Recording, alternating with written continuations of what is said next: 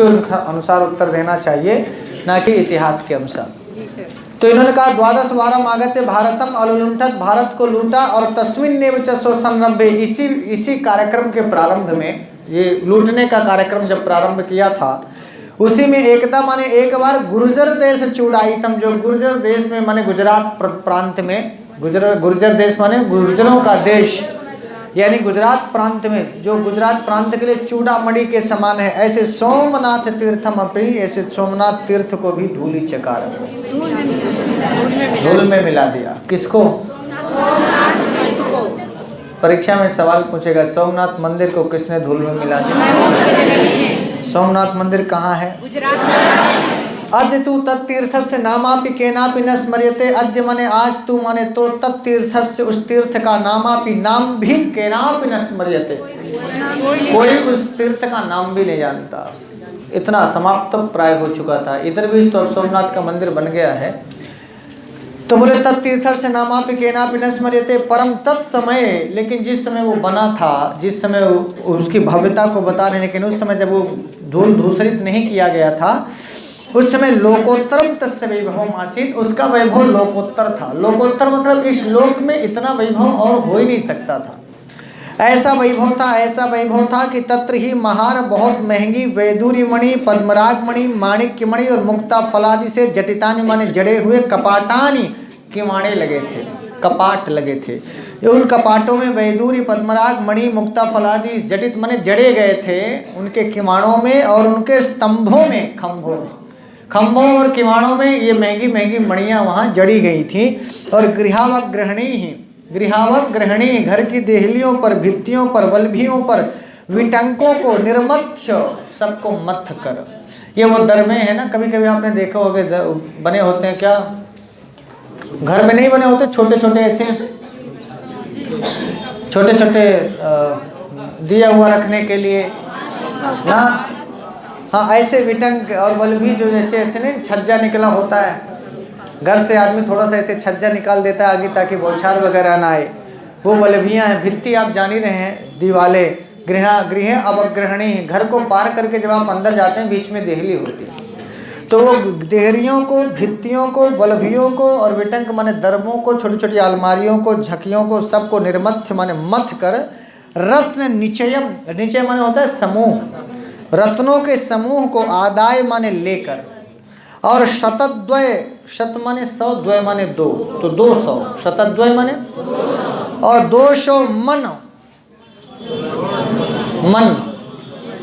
200 मन सुवर्ण, सुवर्ण माने सोने की, श्रृंखला माने जंजीर, और अवलंबनी माने लटकने वाली, 200 मन सोने की जंजीर में लटकने वाली चंचत चाक चक्य, जिसमें इतनी चकचकाहट थी, चमकना था, जिसमें जिसकी चंचलता, प्रकाश इतना चाकचक्य था कि चकितीकृत, चकित कर देता था।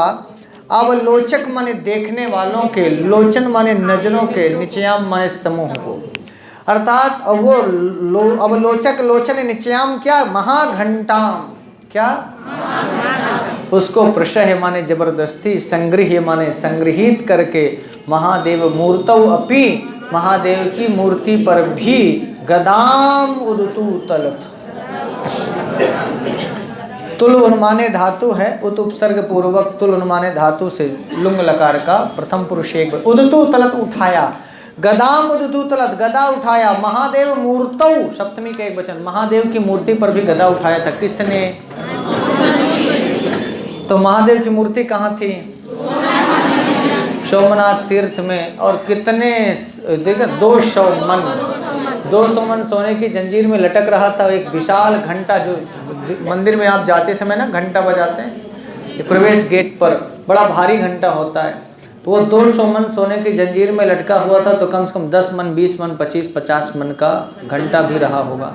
घंटे की कितनी तौल है, कितना पैमाना है, ये तो व्यास जी ने नहीं लिखा, लेकिन वो जिस जंजीर पर लटकाया गया है वो 200 मन, वो भी सोने का। अभी तक जो भी लटकता है वो सब लोहे की जंजीर में, पीतल का घंटा लटकते हुए आपने देखा होगा। तो बोले 200 मन सोने की जंजीर में लटकता हुआ महान घंटा, जिसमें हीरे जवाहरात मोती ये सब कुछ से बना हुआ, एक बहुत बहुमूल्य कीमती चीजों से बना हुआ वो माँ घंटा कितना विशाल, उसको भी प्रसह जबरदस्ती संग्रह इकट्ठा कर कर तोड़ फोड़ करके महादेव मूर्तों भी गदाम उदतु तुलत, महादेव की मूर्ति पर गदा उठाया। एक क्रियापद लिखा ना, अलुलुंठत, क्या है? हाँ, तो यहाँ भी लुठिस्ते चुराने के अर्थ में लुंठ धातु है। क्या करने के अर्थ में? चुराने के अर्थ में। यहाँ भी आप लुंग लकार का प्रथम पुरुष एक वचन देखेंगे, अलुलुंठत चुराया। क्या? अलुलुंठत और उदतु तरत, उदतु तलत। उत उपसर्ग है, उत क्या है? और तुल उन्माने धातु, उन्माद में आकर, गुस्से में आकर, क्रोध में आकर के उसने गदा उठाई। किसके ऊपर? महादेव की मूर्ति के ऊपर। कर लेंगे इसको। निर्मथ्य आया है, प्रसह आया है, सम्मिल्य प्रत्यय है, स्मर्यते स्मर्यते स्मर्यन्ते, ये कर्मवाच्य की क्रिया का प्रयोग है। कर लेंगे। और चूड़ाइतम मतलब जो गुर्जर देश चूड़ा, गुर्जर देश के लिए ना चूड़ामणि के समान था। गुर्जर देश का जो गौरव था सोमनाथ का मंदिर, गुर्जर देश के लिए, गुजरात देश के लिए जो सिरमौर के समान था, ऐसा सोमनाथ के मंदिर को भी धूली चकार किसने? हाँ, कितनी बार आक्रमण किया? 12 बार। और किसको लूटा? भारतम अलुलुंठत, भारत में सोमनाथ मंदिर था, उसको भी लूटा। और गुर्जर देश में जो सोमनाथ मंदिर था उसको धूल धूसरित कर दिया। अब तो उसका कोई नाम भी नहीं जानता। पहले बड़ा लोकोत्तर वैभव था। किस प्रकार का वैभव था ये भी लिखा है कि वहाँ के किवाड़ों में, वहाँ के स्तंभों में सोने, हीरे, जवाहरात, माणिक्य, मुक्ता इत्यादि लगाए गए थे। सबको लेकर के वो गया। और एक बड़ा विशाल घंटा था, उसे भी ले गया, जंजीर भी ले गया, और महादेव की मूर्ति पर भी उसने गदा उठाई। और आगे कहा अथ वीर। इसके बाद वहाँ का एक प्रसंग एक पैराग्राफ में बता रहे हैं। कौन बता रहा है? किससे बता रहे हैं? वो बताते हैं कि वीर गृहीतम अखिलम वित्तम पराजिता आर्य सेना बंदीकृता वयम संचितम अमलम यशः इतोपि न शाम्यति ते क्रोधः इतोपि न चेदस्मान् ताडय मारय छिंदि भिंदि पातय मज्जे खंडय करतय ज्वलय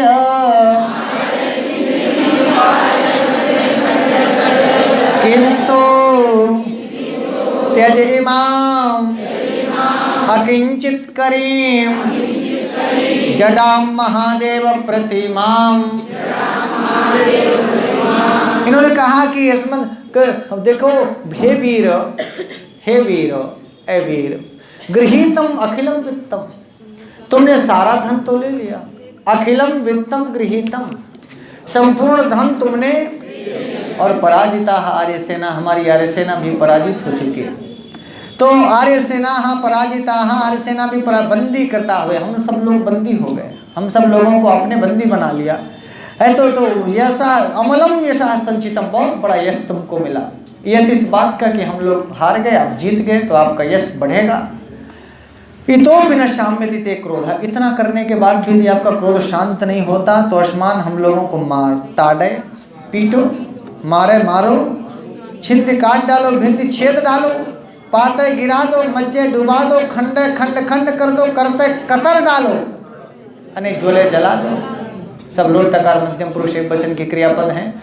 जो मन हो वो करो, किंतु त्वज इमाम अकिंचित करीम, इसको छोड़ दो। अकिंचित करीम जो तुम्हारा कुछ भी नहीं कर रही है, ऐसी जड़ महादेव की प्रतिमा को छोड़ दो।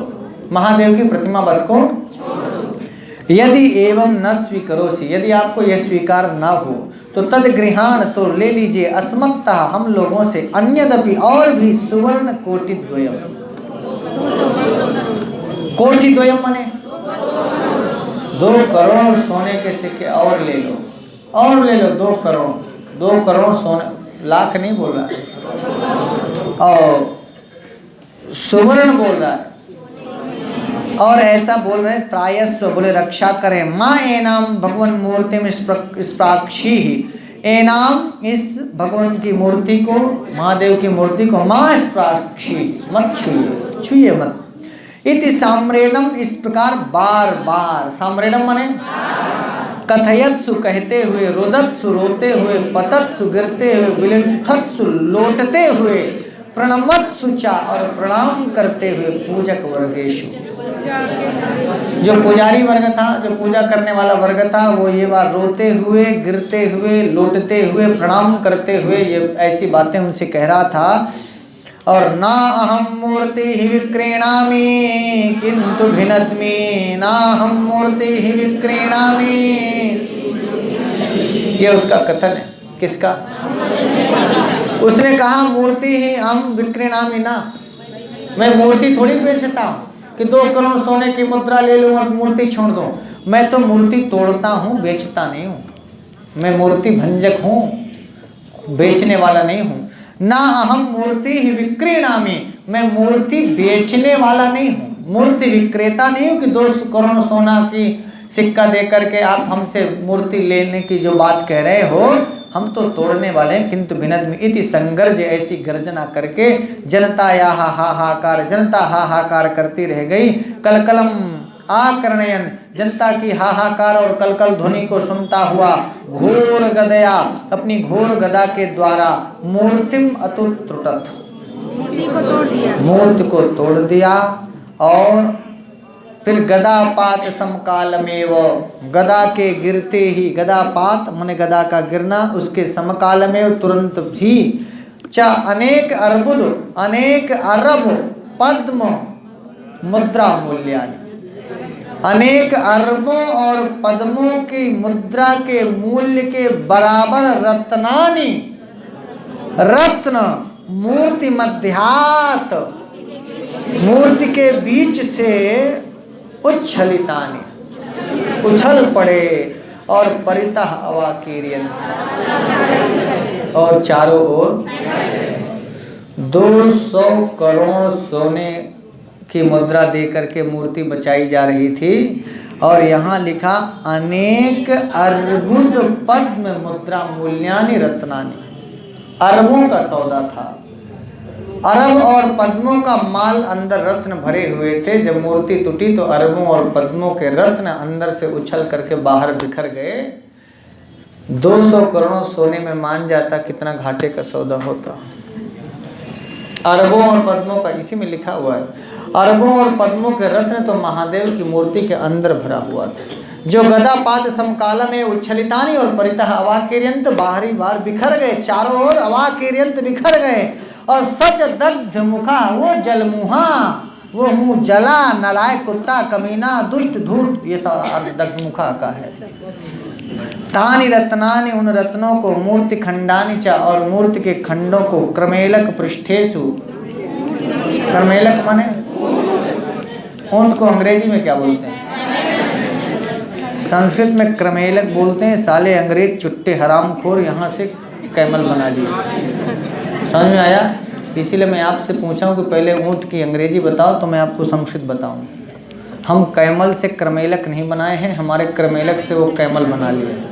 क्रमेलक पृष्ठेषु आरोप्यो, बोले कि क्रमेलकों के, कैमलों के, ऊँटों के पीठों में लाद करके सिंधु नदम उत्तीर्य, सिंधु नद को पार करके, स्वकीयाम विजयध्वजिनीम, अपनी विजय पताका वाली गजनी नाम की राजधानी में प्रवेश कर गया। कौन? महमूद गजनवी। कहाँ प्रवेश कर गया? प्राविशत, लंग लकार का प्रयोग किया। प्रा उपसर्ग विष धातु है, लंग लकार में प्राविशत बनेगा। और एक क्रिया है अतुत्रुटत, त्रुट छेदने धातु है, ये भी लुंग लकार का प्रयोग किया, अतुत्रुटत बनेगा। और किसने तोड़ दिया? ताड़े मारे छिंदे छिंदी भिंदी करते में सब कौन सा लकार है?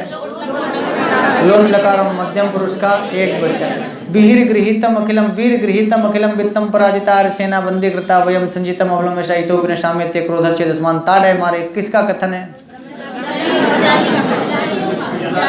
तो वहाँ के पुजारियों का। बात ब्रह्मचारी बता रहे हैं योगीराज से, ये सही है, लेकिन ये बात सब कह रहे हैं क्या? यहाँ लिखा है ना कि ऐसा, हाँ, ये कौन कहा बोले इन्होंने कहा क्या कहते हुए, तो आगे लिखा है कथयत्सु रुदत्सु पतत्सु विलुंठत्सु प्रणमत्सु चा पूजक वर्गेश।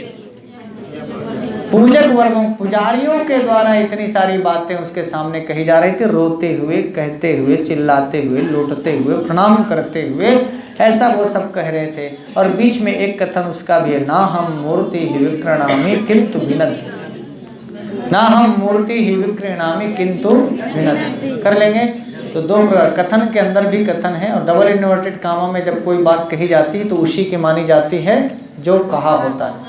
तो जब भी कोई कथन डबल इन्वर्टेड कामा में कह के उसको अलग कर दिया जाए ना, तो कथानक में जो कह रहा होता है जिसके लिए, तो ना हम मूर्ति विक्रणामि, ये बात तो योगिराज से भले ही ब्रह्मचारी गुरु कह रहे हैं, पर डबल इन्वर्टेड कामा करके इसको अलग करके मानो व्यास जी बताना चाहते हैं कि ऐसा उसने कहा, ऐसा उसने, पुजारियों के ऐसा कहने पर उसने ऐसा कहा। और कथा सुनाने में तो कह ही रहे हैं ना।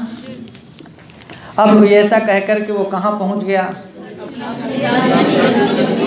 उसकी राजधानी क्या है, गजनी नाम की राजधानी में पहुंचा। आगे कहा अथ काल क्रमेण, इसके बाद समय के साथ क्रम बीतता गया। सप्ताशीति उत्तर सहस्रतमे, सप्ताशीति माने सप्त अशीति मतलब, और सहस्रतमे तो 1000, सप्ताशीति ही 87, और सहस्रतमे तो 1087 तमे ना। सप्ताशीति उत्तर, सप्ताशीति उत्तर माने बाद में, 87 बाद में है, तो पहले क्या है, तो 1087।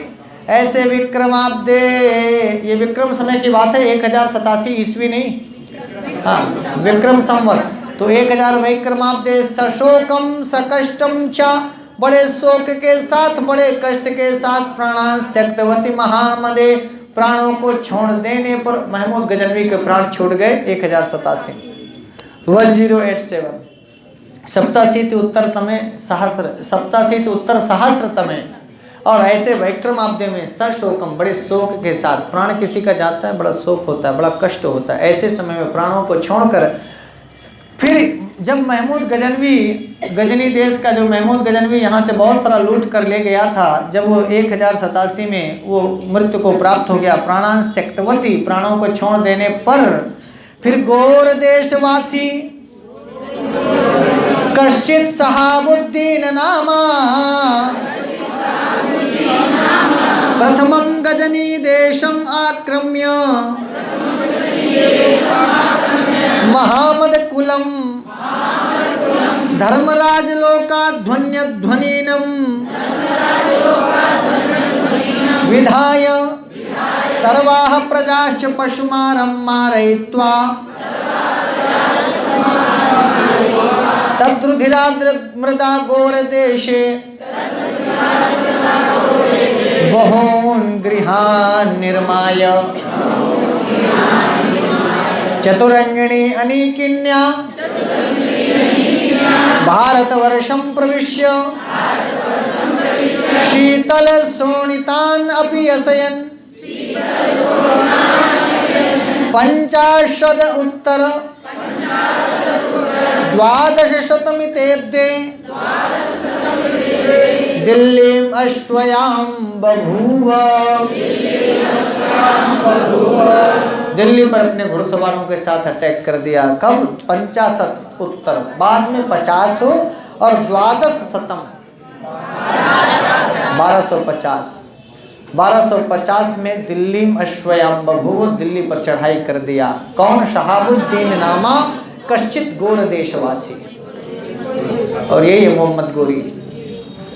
बोले शहाबुद्दीन नाम वाला कोई गोर देश में रहने के कारण ये गोरी है, और गजनी में रहने के कारण वो गजनवी है ना। अब ये बोले गोर देशवासी कश्चित, गोर देश में रहने, गोर देश में निवास करने वाला कोई शहाबुद्दीन नाम का, प्रथमम सबसे पहले उसने गजनी देशम आक्रमण किया। गोर देश, गोरियों को गजनी पर आक्रमण करना आसान था। भारतवर्ष वहाँ से बड़ी दूरी में था। वो ये जानता था कि गजनवी बहुत लूट करके लाया है, असली माल है कहाँ? गजनी में। तो उसने गोरी ने पहले कहाँ आक्रमण किया? सारा माल खा के थोड़ी मरा है, मलबा तो बचा होगा ना अभी, मलबा नहीं माल, बहुत खाया होगा, उसके बाद भी बहुत माल बचा होगा। बोलिए। तो उसने मोहम्मद गोरी ने सोचा शहाबुद्दीन नामा, पहले शहाबुद्दीन नाम वाला गोर देशवासी पहले गजनी देश में आक्रमण करके और लिखा महमद कुलम, सारे महमूद कुल को यानी महमूद गजनवी के कुल को धर्मराज के, धर्मराज कौन है? और धर्मराज का लोक कौन है? धर्मराज लोक, यमलोक, नरक लोक, उसके अध्वन माने उस मार्ग का, अध्वनीन माने यात्री, अध्वनीन माने यमराज के लोक का यात्री बना दिया। यमराज लोक माने ये रास्ता किधर जाएगा? यमलोक जाने वाले राह का राही बना दिया। और ऐसा विधायक करके, ऐसा वो तो सबसे पहले किसको मारा? महमद कुल को, महमूद गजनवी के कुल खानदान में जो परिवार के लोग थे उनको धर्मराज के लोग का पथिक बना दिया। धर्मराज लोग, अब समझ में आया क्या? व्यास जी भी बड़ा स्टाइलिश अंदाज में लिख देते हैं, ये नहीं लिखा कि मार डाला, बोले कि उनको यात्री बना दिया कि भाई साहब यात्रा करो, उधर के ऊपर जाते रहो जहाँ तुम्हारा बॉस गया है, जहाँ तुम्हारा उधर ही जाते रहो। महामद कुलम धर्मराज लोक ध्वन्य ध्वनि नमिदाय सर्वाह प्रजा। इसके बाद महमूद के कुल खानदान को मारने के बाद उनकी प्रजा को मारा। सर्वाह प्रजा, उसकी पूरी प्रजा को ऐसे मारा, ऐसे मारा, ऐसे मारा जैसे आदमी पशुओं को मारता है। पशु मारम मारे, पशु मारम मारे। व्यास जी भी क्या स्टाइलिश अंदाज में लिखते हैं। ये व्यास खानदान वाले लोग होते नहीं से लिखते हैं तो महाभारत ही लिख देते हैं। जो महाभारत लिखे वो भी व्यास थे, जो 18 पुराण लिख दिए वो भी व्यास हैं, और जो शिवराज विजय लिख दिए वो भी व्यास हैं। व्यास लोग होते नहीं ऐसा। व्यास जी ने लिखा, अंबिका दत्त व्यास ने लिखा कि सर्वाह प्रजा, पूरी प्रजा को पशुमारम मारे त्वा, जैसे आदि गधा कमार है, घोड़ा कमार है, बरधा कमार है, हरकट वैसे पीट खूब ऐसे मार रहे थे कि जैसे मने निछोह कोनो पशु को मारत हो। आदमी को मारते समय भी आदमी थोड़ा सा नहीं पशु मारम मारे त्वा लिखा है। और तद रुधिर, उनके खून से आर्द मृदा, गीली हो गई है मिट्टी जहाँ की, और उससे गोर देशे, और ऐसे अपने गोर देश में, कहाँ का निवासी है? अपने गोर देश में बहून गृहान निर्माय, घर बनवा, ईटा गोर देश का अब माटी लिया गजनी से, ताकि इनमें वहाँ के लोगों का खून था, तो बोले कि साला यही खून ही मिट्टी से अपने यहाँ घर बनवाएंगे, ताकि सालों की इनकी प्रजा वहाँ चीखती रहे, चिल्लाती रहे हमेशा। तो लिखा कि उस रुधिर आर्द मृदा से गोरदेश में बहुत घरों को बनवाकर चतुरंगणी, यानी कि चतुरंगणी सेना समझते हैं, जिसमें पैदल भी हो, रथ हो, हाथी हो, घोड़े हो, ये 4 चीज़ों से सजी हुई सेना को चतुरंगणी सेना कहते हैं। अनेकनी माने सेना, चतुरंगणी माने 4 अंगों वाली।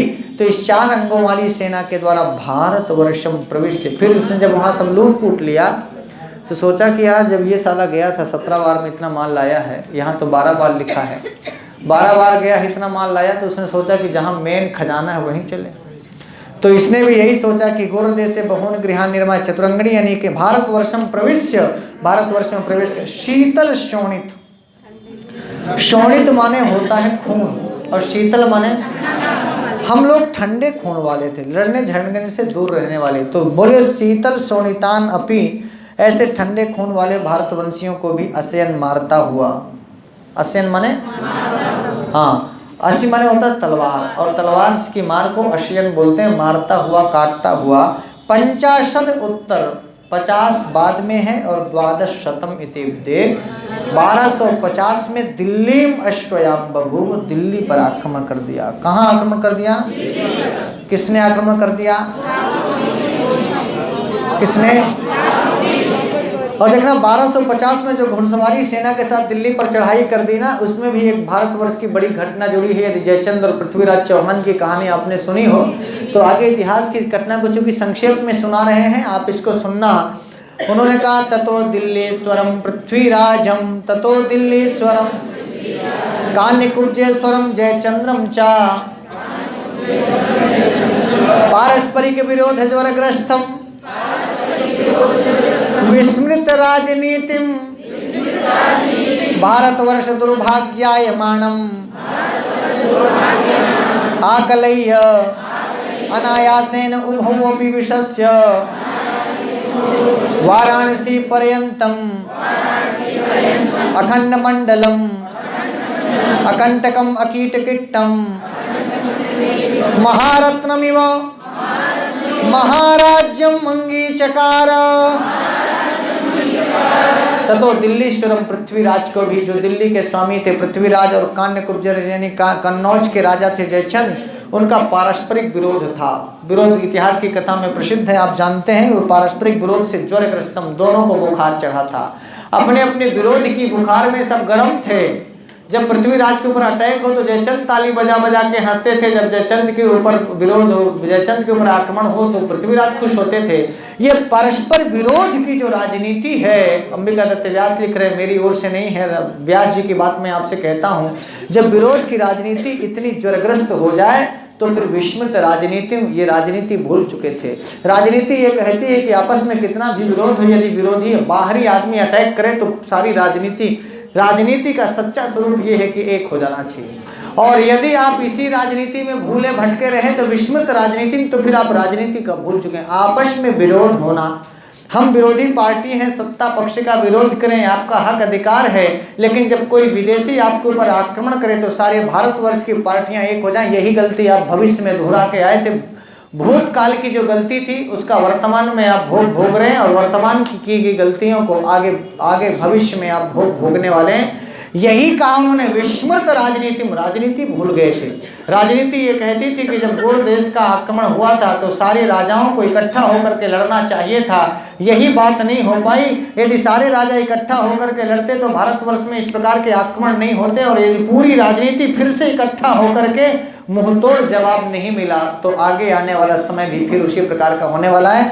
विस्मृत राजनीतिम और भारतवर्ष दुर्भाग्यायमानम, बोले ये भारतवर्ष का दुर्भाग्य था। ये क्या था? और अनायासेन, वो अनायास उभौ अपि विषस्य, बोलो दोनों को मारकर, पहले पृथ्वीराज को मारने के लिए जयचंद से मिल गया, और जब पृथ्वीराज मर गया तो जयचंद को भी मार लिया।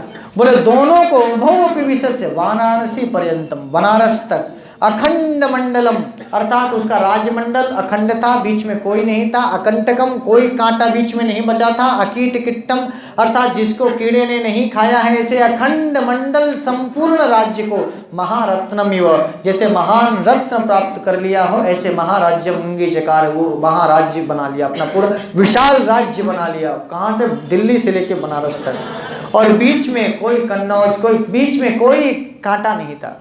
अकंटकम का मतलब बीच में ऐसा कोई राजा नहीं था जो उसका जवाब दे सके।